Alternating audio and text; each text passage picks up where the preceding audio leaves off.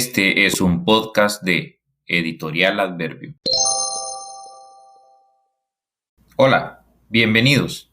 Buenos días, buenas tardes, buenas noches, dependiendo de cuándo y a qué hora escuchen este podcast. Mi nombre es Edwin Enrique Soria y este es el podcast Instrucciones para un cuento.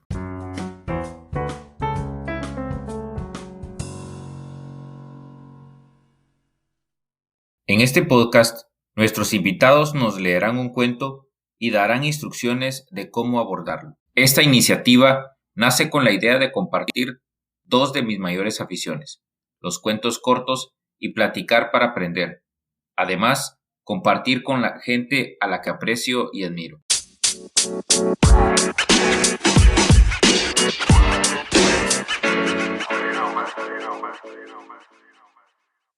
Hoy nos acompaña la actual directora de la editorial Cultura, Denise P. Funchal, escritora y poeta guatemalteca. Podría decir mucho, pero me pasaría un buen tiempo describiendo su trayectoria, la cual es bastante extensa. Quisiera decir nada más que es una de las mejores voces de Guatemala en la actualidad y que esperaría me considere su amigo, al menos un buen conocido. ¿Cómo estás vos? Gusto en saludarte. Gracias por aceptar la invitación a esta iniciativa. Ay, muchas gracias, Quique. La verdad es que para mí es un gustazo estar acá con vos, volverte a ver después de tantísimo tiempo y por supuesto que en mi vida y en mi trayectoria sos uno de esos seres y personajes que está ahí como parte del inicio de esta loca carrera de escribir. Así que agradezco muchísimo la invitación. Gracias. Mira, cuando estábamos hablando al inicio de esto, cuando estaba yo acosándote para aceptaras la invitación, eh, hablamos del cuento a tratar. Sugeriste un cuento tuyo, lo cual me pareció muy bueno, porque iba a ser mucho más íntimo, mucho más personal y me recordaba aquellos tiempos en donde nos juntábamos eh, con, con Rafa a comentar esas situaciones. No lo vamos a hacer como platicábamos desde un punto de vista de la crítica a tu cuento, como hacíamos en aquel tiempo que nos lanzábamos tantas cosas, sino que más que todo platicar y ver esto y regateé mucho el estarte hablando y demás para que lo llegáramos. Te agradezco mucho otra vez que lo hayamos logrado. Y en eso vi una publicación tuya en donde dijiste que tenías cierta preferencia por el cuento, lo cual me pareció mucho mejor porque entonces no es solo un bebé tuyo, sino que al final tiene bastante de personal. ¿Por qué es uno de tus favoritos? Mira, es uno de los cuentos que más me gusta porque creo que hay cuentos con los que uno batalla, ¿verdad? Que tenés la idea, te sentás, lo escribís y el cuento más o menos como que se te va escondiendo, si pudiéramos decir eso, ¿no? Los cuentos tienen su propia vida, los cuentos tienen su propio ciclo. Y este cuento fue un cuento que se dejó escribir de una sola sentada. Y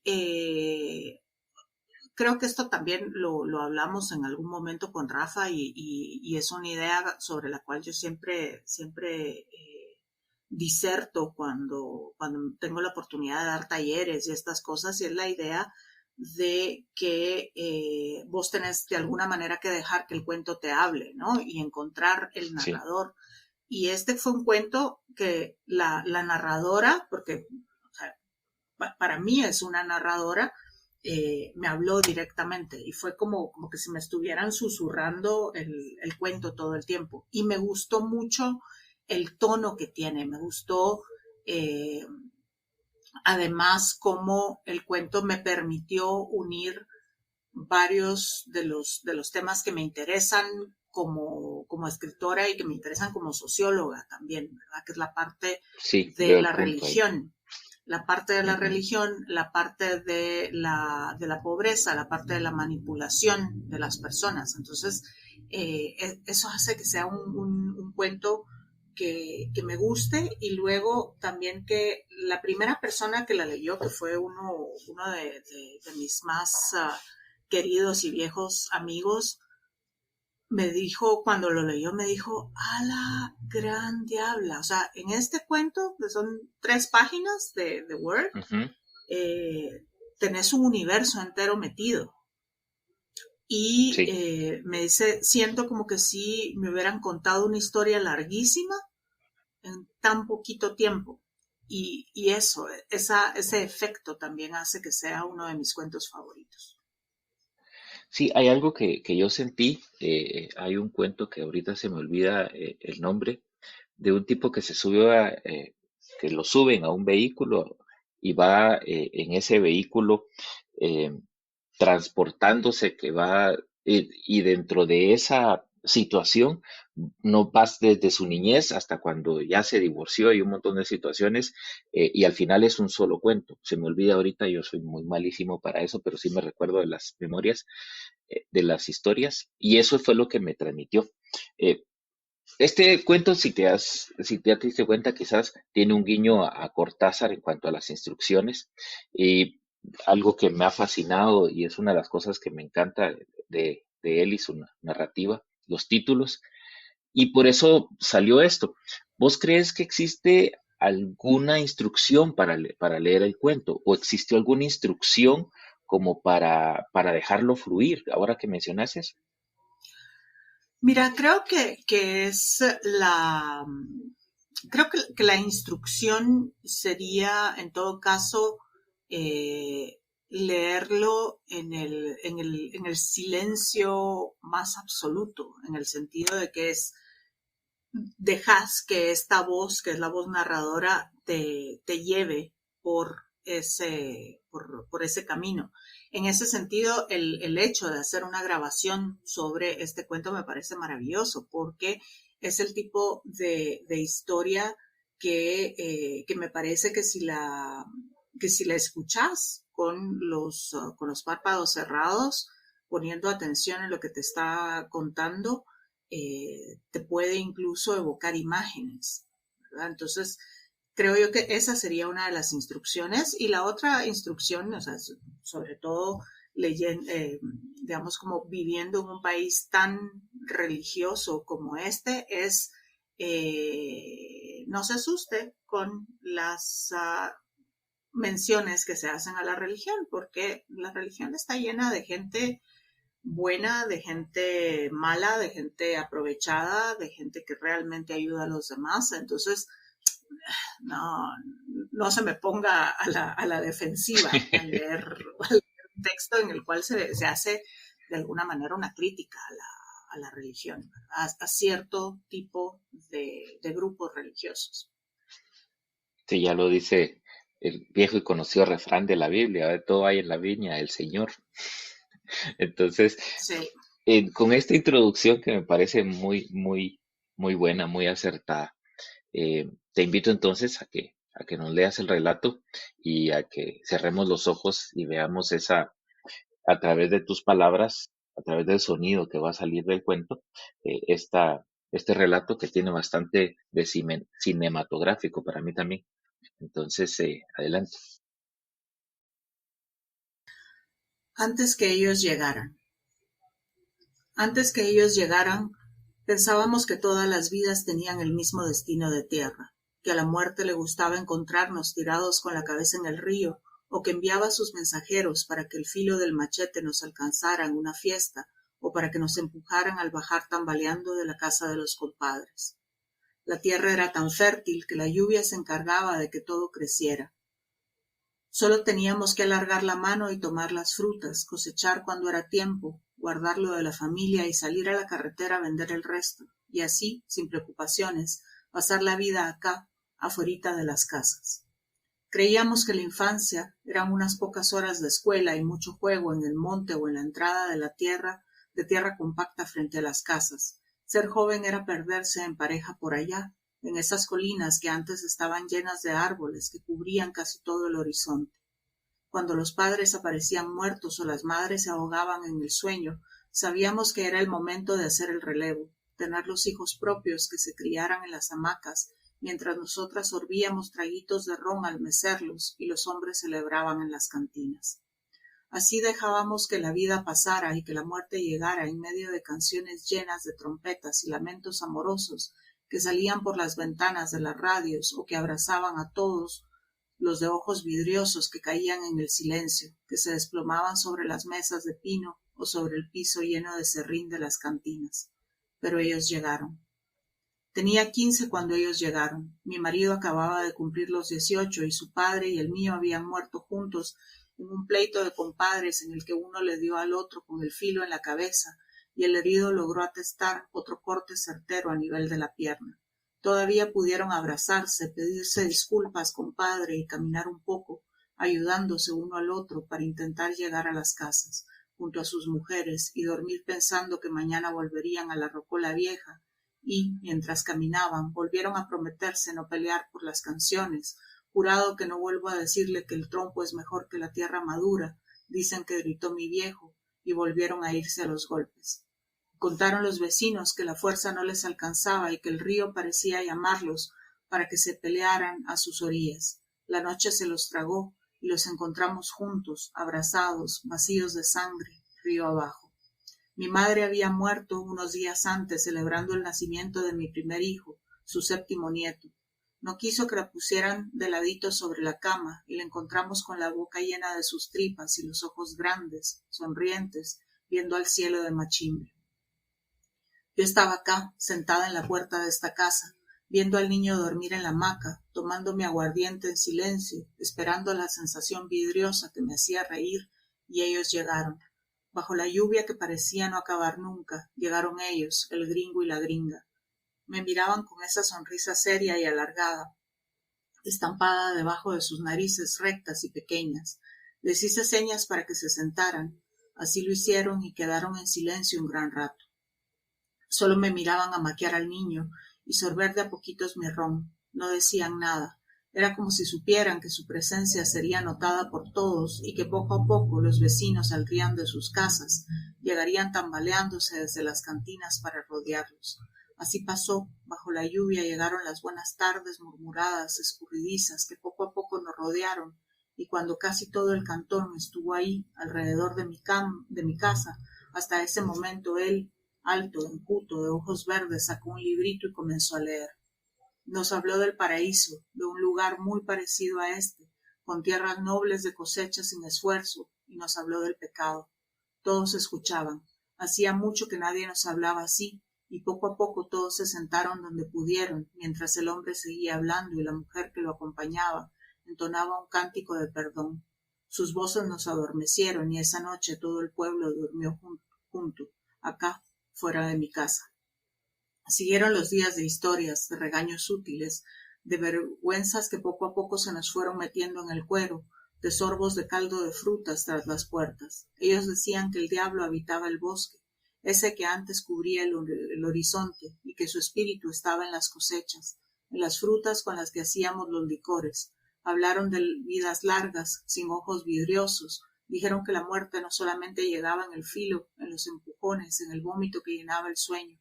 Hablaron de lo malo que era pasarse la vida sin trabajar, recogiendo solamente lo que la tierra nos daba. Nos enseñaron que tomar es un pecado, que encontrarse en el monte es otro pecado, que el sexo distrae del trabajo y que solo a través del trabajo se glorifica a Dios.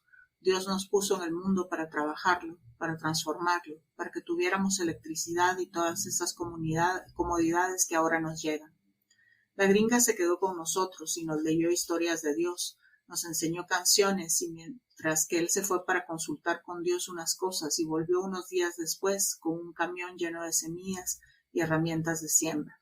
Dijo que el mensaje de Dios era refundar el pueblo, cortar los árboles que antes cubrían el horizonte, deshacer nuestros campos para quitar todas las raíces del mal que crecían en ellos. Dijo que no tuviéramos miedo y mucho menos dudas, que Dios nos enviaba arroz y maíz grande, amarillo, que él traía en esos costales para soportar el cambio, que la muerte no volvería a encontrarnos como a nuestros padres. Quemamos todo, botamos los árboles, buscamos hasta la última semilla del diablo, renacimos en la gloria de Dios que nos bendijo con estas frutas enormes. No hay verduras más grandes que las nuestras en toda la región. La tierra ya no es la misma, dice el gringo, que al quitar todo lo que en ella existía, el diablo se enojó pero que Dios, que finalmente ha recuperado su territorio entre nosotros, aunque nos tiene a prueba. Es por eso que a esta tierra hay que ponerle todos los abonos que las plantas necesitan, de esos insecticidas que las protejan de los bichos del diablo. Dice la gringa que una prueba del amor de Dios es que las semillas de nuestras nuevas, grandes y perfectas verduras no pueden volver a usarse, que solo las semillas del diablo, de los adoradores, de los herejes, como éramos antes nosotros, permiten que todo nazca de nuevo. Las reglas de Dios han cambiado, nuestro pueblo las sigue. Ahora la vida ya no transcurre en el monte, nos comportamos y nos vestimos según Él ha dispuesto. Las semillas de Dios nos dan estas frutas grandes, estas verduras de colores encendidos que vendemos a los gringos salvadores que se instalaron ahí, en esa casa que ahora tapa casi todo el horizonte. La paga no es mucha, pero ellos nos salvaron del pecado y de una vez descuentan la parte que va para la iglesia, esa que se construye constantemente ahí donde estaban las cantinas, esa que siempre necesita una nueva bocina, una luz más fuerte, vidrios más nuevos, bancas más fuertes. Con lo que nos queda, les compramos las semillas y los abonos y los insecticidas. Ellos dicen que cuando Dios crea en nosotros, las cosas cambiarán, que la pobreza es el castigo por los siglos de vida en el aguardiente, que pagamos el pecado de nuestros padres, de los abuelos que adoraban las semillas del diablo. Qué lujo, qué bonito. Esa frase de pasar la vida acá, afuera de las casas, se me hace tan guatemalteca, de camino rural, de niños descalzos jugando alrededor de una casa pequeña con un patio grande, que al final el patio grande es las casas de los de la par y las parcelas de los de la par. ¿Qué te evocó esa frase? ¿Cómo fue que llegó? Mira, yo pasé tal vez ¿qué habrán sido? 3 o 4 primeros o 5, tal vez más, años de mi carrera como socióloga viajando a Quiché, Chichicastenango, y ese era como el paisaje, ¿verdad? El paisaje del camino. Ver estas enormes y hermosas extensiones de tierra con las casitas, ¿verdad? Las casitas chiquitas, eh, pobres al final de cuentas. Yo no creo que haya nada de romántico en la pobreza, ¿verdad? Y, y era eso, o sea, eso es Guate, eso es el país, la condición de una gran parte de la población es esa pobreza y los niños que no tienen tanto chance de ser niños como nosotros entendemos la infancia, estos primeros años los pasan así, ¿verdad? Jugando en el monte, jugando afuera de la casa. Entonces, es de eso que viene, de esos viajes y yo le tengo como mucho cariño a esos viajes porque estudiar sociología no es algo que te abre los ojos de buenas a primeras, ¿no? Lo que te abre los ojos de buenas a primeras es salir y ver cómo El es campo. el país, ajá, cómo es el campo. Insisto mucho en que me deja cada línea del relato una imagen de lo que yo también he visto. En determinado momento he viajado mucho también por trabajo y he visto mucho, tal vez por eso me pareció tan bello esto, en el sentido, no como decías, de romantizar la pobreza, sino que al final hay una belleza en eso, en la forma en la que la gente se dispone, pero no en lo bonito lo que puede ser la frase esa que ha estado de moda de perhaps you need a little some Guatemala, ¿va? Sino que Sí. al final es algo mucho más, es otra belleza que vos ves en esto, no del romanticismo de la pobreza, sino que es otra. Y repito la frase, o sea, siento que vas disparando y disparos de imágenes, eso me fascina mucho en el cuento. Gracias vos, pero sí, o sea, sí es esto, ¿no? No es esa romantización de la pobreza, porque sí hay un placer estético en recorrer las carreteras, ¿verdad? Sobre todo las carreteras de esta parte que es tan verde del país, ¿no? Pero eso es un placer estético, no es un placer Exacto. emocional, porque de alguna manera sabes que detrás de esas casitas, que detrás de esos niños que juegan descalzos, que detrás de esas mujeres que las ves un poco como haciendo sus tareas domésticas, sabes que detrás de eso hay una enorme, enorme pobreza y una enorme imposibilidad de desarrollo, ¿verdad? Y es un poco esa idea, ¿no? Esa idea de cómo la pobreza te condiciona hasta cierto punto a repetir ciclos que son ciclos muy de sobrevivencia, ¿no? Hay una frase que está en la Biblia hablando que vamos a introducirnos después a la religión. El hecho de que cuando habla de que vos, si haces algo y tus generaciones van a ser malditas en esa situación, yo siempre lo he visto en eso que vos dijiste, que si no se corta el círculo de las cosas, obviamente es lo que va a suceder. O sea, si vos vivís dentro de un ambiente en donde el alcoholismo, que es lo que me gustaría tocar ahora, es algo natural, vas a vivir dentro de ese alcoholismo. No es algo que sea una situación de condena o cualquier otra cosa, sino que es lo que aprendiste, es lo que mamaste. Sí, porque hay una normalización, ¿verdad? Yo sí creo que uno de los enormes refugios de la gente en Guate, de todas las clases sociales, porque no es solamente la gente más pobre, pero sí creo que uno de los enormes refugios para este descalabre que vivimos por todas partes y esta rapiña, porque hay una rapiña por todos lados, es el alcohol, porque el alcohol te hace olvidarte de las desgracias, ¿verdad? Te hace olvidarte del hambre, te hace olvidarte de que probablemente no vas a salir de ese círculo. Y vos ves la cantidad o sea, nada más en la pandemia, ¿verdad? La pandemia, Sí. la gente, yo recuerdo los primeros días y recuerdo, yo vivo muy cerca de una despensa y yo salí, no sé, a comprar arroz, frijoles, ¿sabes? Un poco como las cosas que decís, pues, bueno, esto puedo cocinarlo en masa y no tengo que preocuparme, ¿no? Y me va a Y lo que durar y había ahí era está. colas de gente comprando guaro, cerveza. Bueno, la Mara, o sea, y vos decís, bueno, habrá pasado esto en otros países, que no lo dudo, ¿verdad? Que también, pero nosotros somos un país de alcohólicos y que no está mal echarte tu traguito y matarte de la risa y platicar con tus cuates, etcétera, pero somos un país alcohólico y mucho de ese alcoholismo está ligado a que no tenés oportunidades. ¿Qué vas a hacer? Nada más pensar en los fines de semana. ¿Qué hay que hacer en Guate que no sea chupar? ¿A dónde vas? Al cine. Bueno, salís del cine, ¿a dónde vas? A chupar. No tenés espectáculos, no tenés teatro, no tenés conciertos, no tenés un montón de cosas. O sea, lo único que puedes hacer para divertirte es chupar.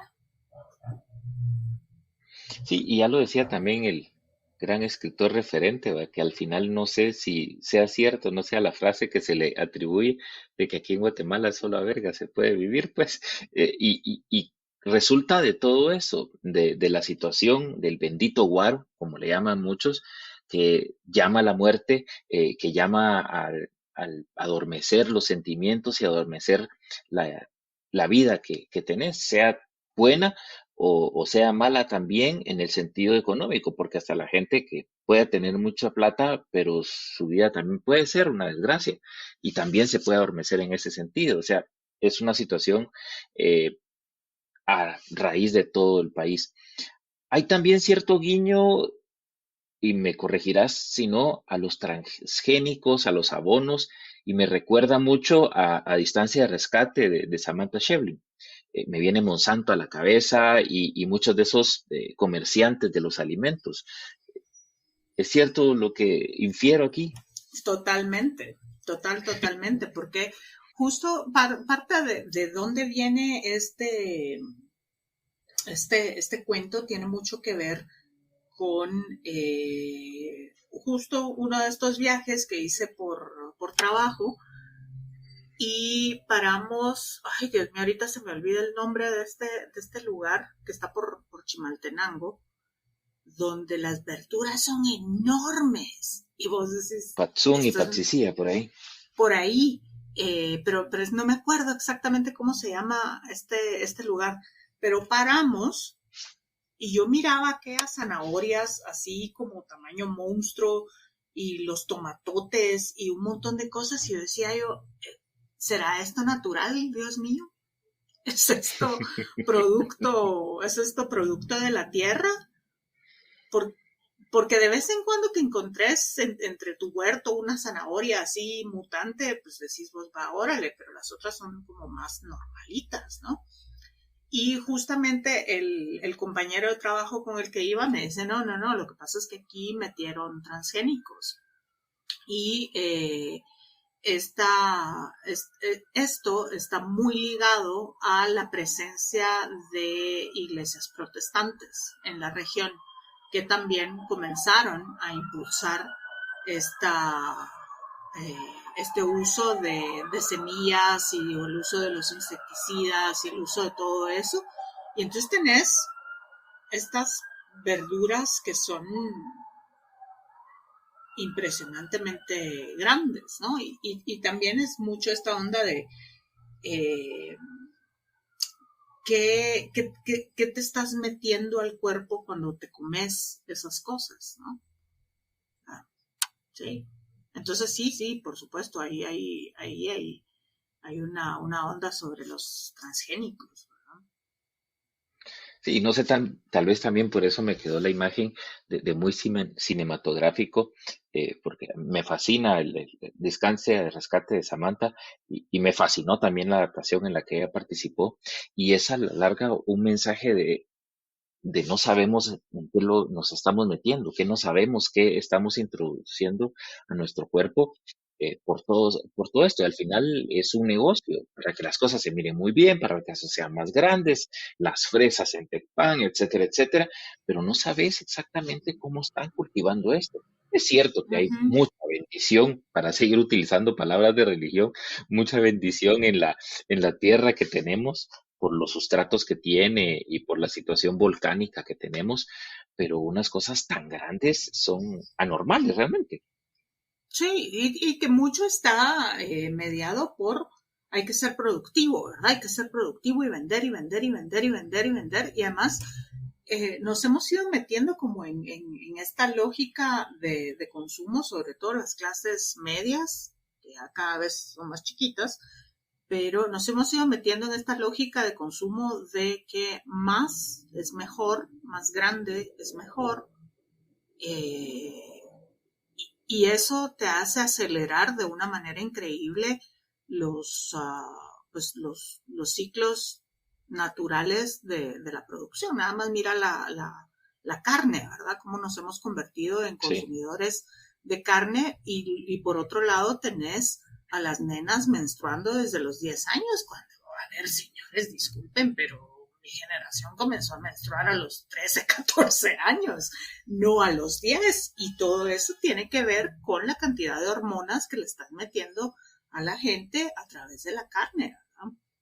Entonces sí, hay ciertas alteraciones que después decís vos, pucha, y el cáncer y las enfermedades mentales o químicas que seguramente estarán asociadas un poco a lo que comes.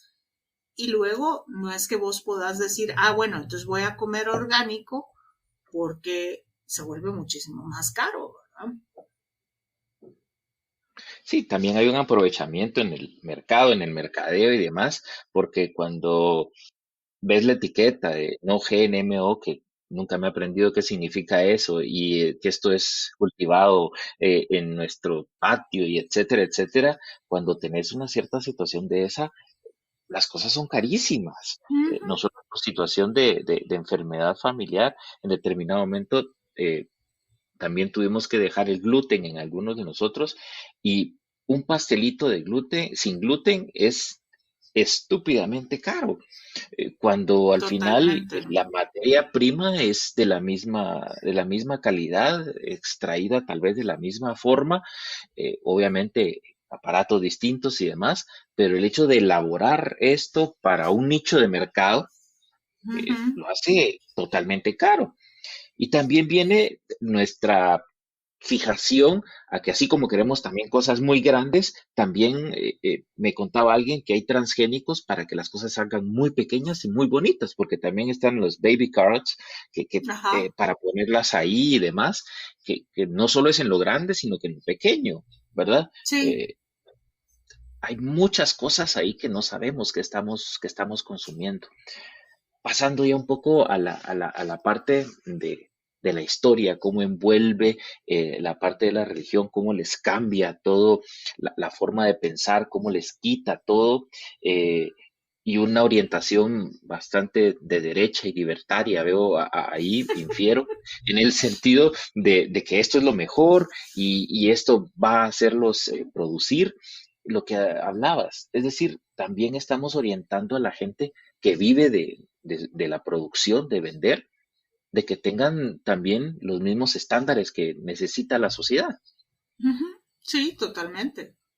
Sí, porque si no vendes, ¿verdad?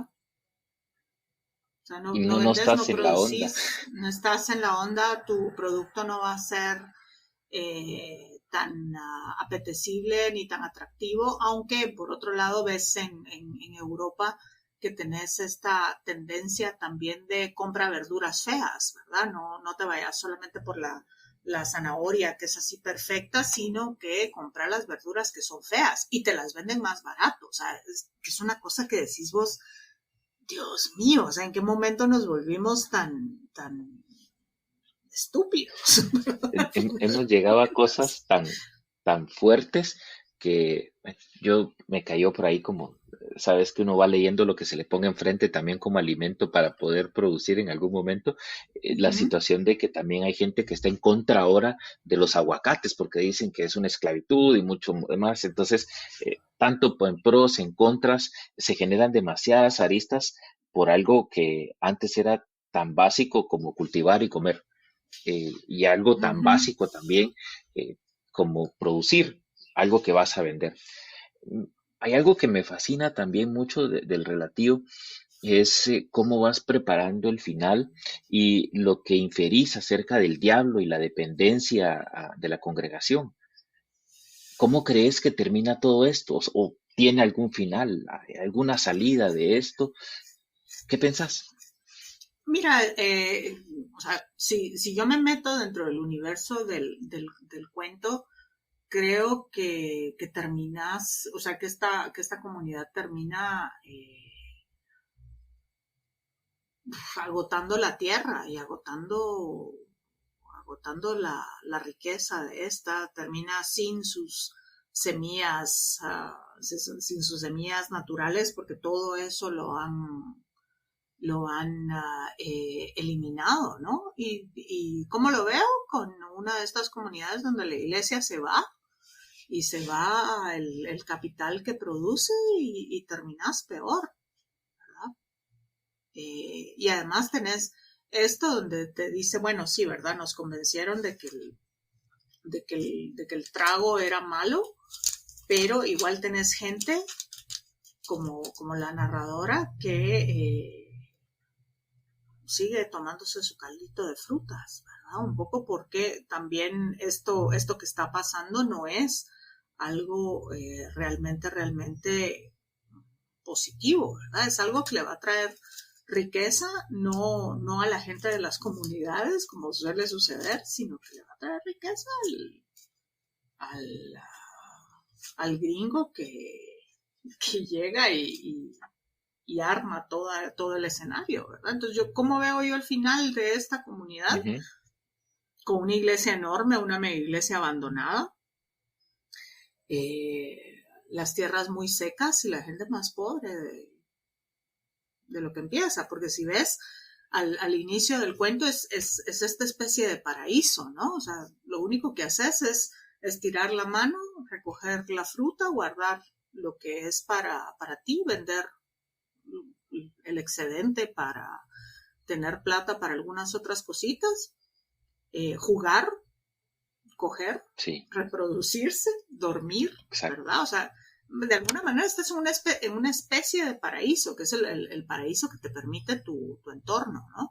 Y luego llega esta Mara, o sea, que es la historia de las civilizaciones, que llega y te dice, no, no, no, usted necesita electricidad. Me hace pensar un poco en Sebastián sale de compras, de Manuel José. No sé Sí, si sí, te acordás, ¿no? sí, Que llegan con el carpintero y mire, la televisión y el amueblado de sala y no sé qué, y es eso, ¿no? Te van metiendo la idea de que lo que necesitas es una tele de pantalla plana enorme y que necesitas estos aparatitos y que necesitas un montón de cosas que si lo vemos fríamente no son necesarias, ¿no? Pero te meten en esta lógica de consumo y sacrificas un montón de otras cosas en pro de ese consumo. sí, al final, de donde venga, también nos van inmiscuyendo en una sociedad de consumo y que querés más, y cuando las cosas ya no funcionan de esa forma, pues entras hasta en colapsos de que la tecnología no te está ayudando cuando hay otras muchas formas de hacerlo. Eh, ¿Crees que existan otras instrucciones para el relato, aparte de las instrucciones que nos diste para leerlo? Mira, creo que parte de lo que me ha gustado de este relato y de las reacciones que ha habido alrededor es cómo algunas de las personas que lo han leído me dicen después, la mano, es que entonces ya me pongo a ver con una mirada, digamos, un tanto más crítica lo que sucede alrededor. Y creo que una de las cosas que no debemos de olvidar de la literatura es que la literatura, sea ciencia ficción, sea horror, sea lo que sea, es un reflejo de la sociedad, ¿verdad? Es un reflejo del entorno en el que vos como escritor estás viviendo y que aunque sea de una manera indirecta, te está hablando de todo lo que sucede a tu alrededor. Entonces, ¿cuál es otra instrucción? Es dejar que el texto te lleve a otras reflexiones, ¿verdad? Eso creo que que sería lo otro. O sea, ver cómo este texto se refleja en tu entorno.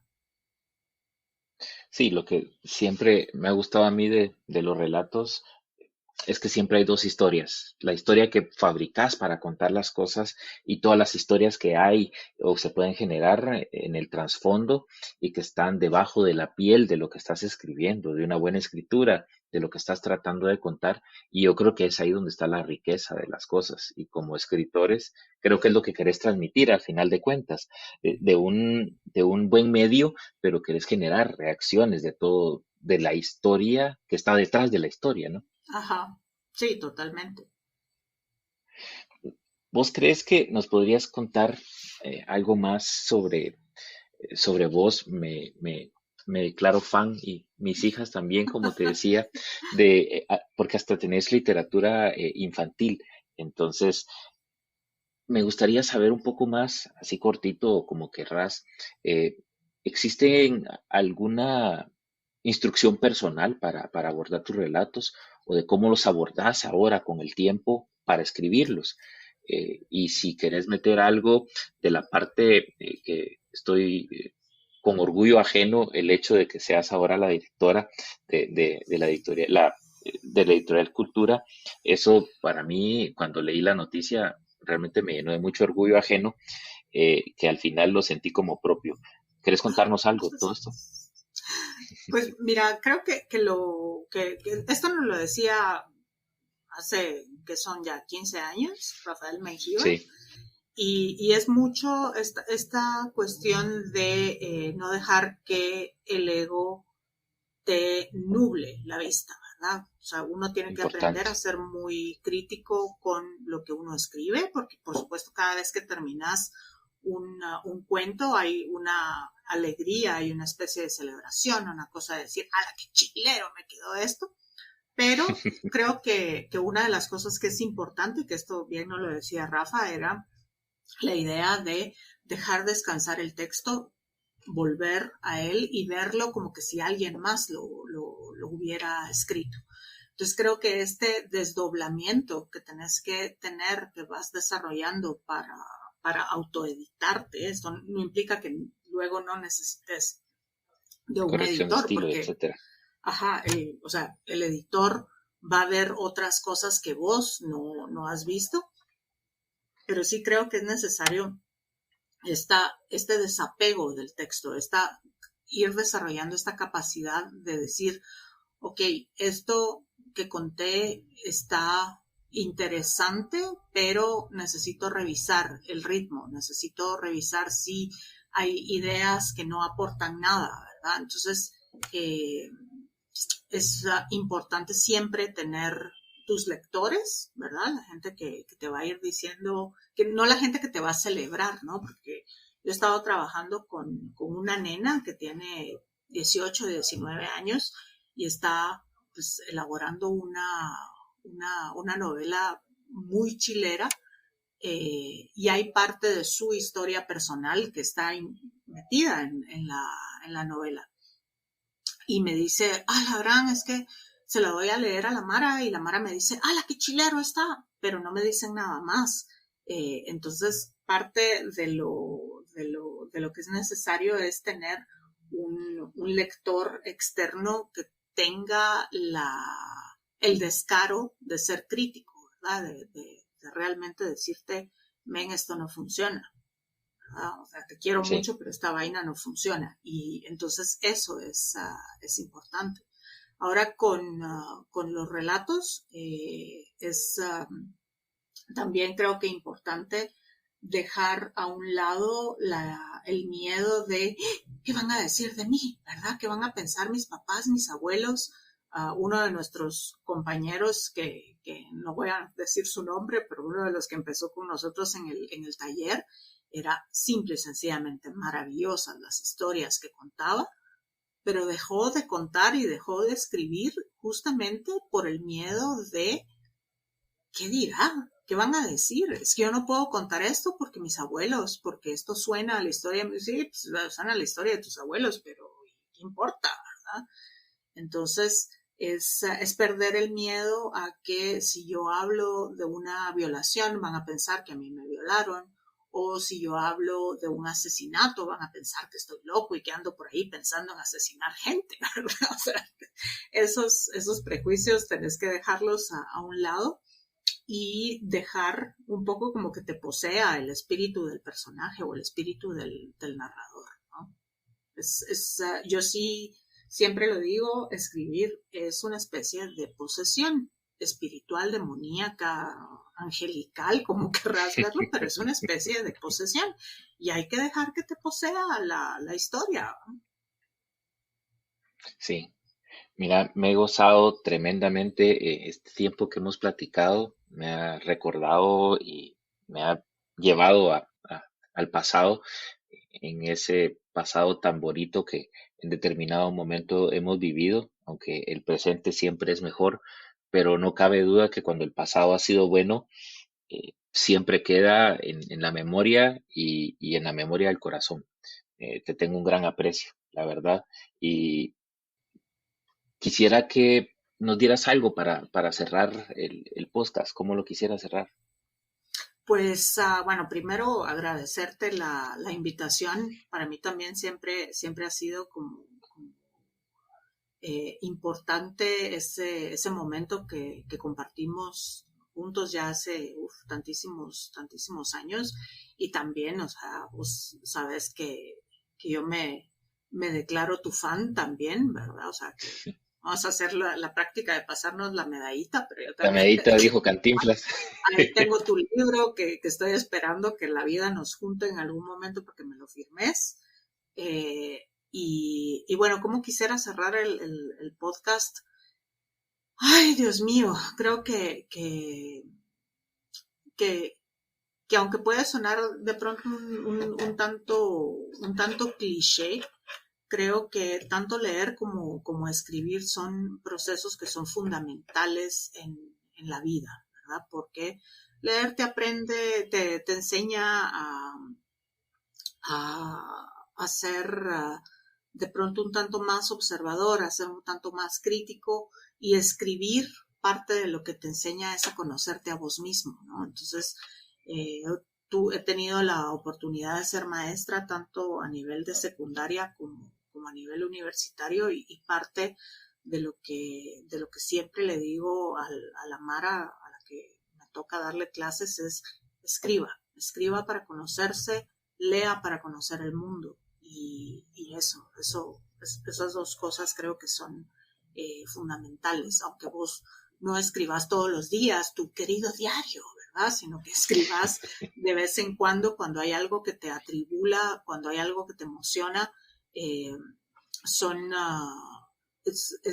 la oportunidad de dejar por escrito tus emociones, tus sensaciones, tu percepción del mundo, y eso creo yo que es muy importante.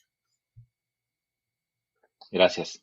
Un abrazote, te quiero un montón y nos seguimos viendo a ver a dónde nos vuelve a encontrar la vida.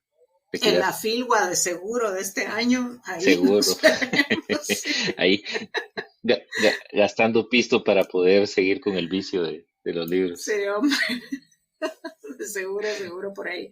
Pero sí, qué rico hablar con vos, de verdad, que todos esos recuerdos son parte de lo que uno lleva como parte del proceso que nos formó, creo yo. Vos ya tenías uno o dos libros publicados cuando nos conocimos, creo, y entonces ya Sí, estabas uno. como más adelantadito en el proceso, pero siempre es genial recordar esos viejos tiempos.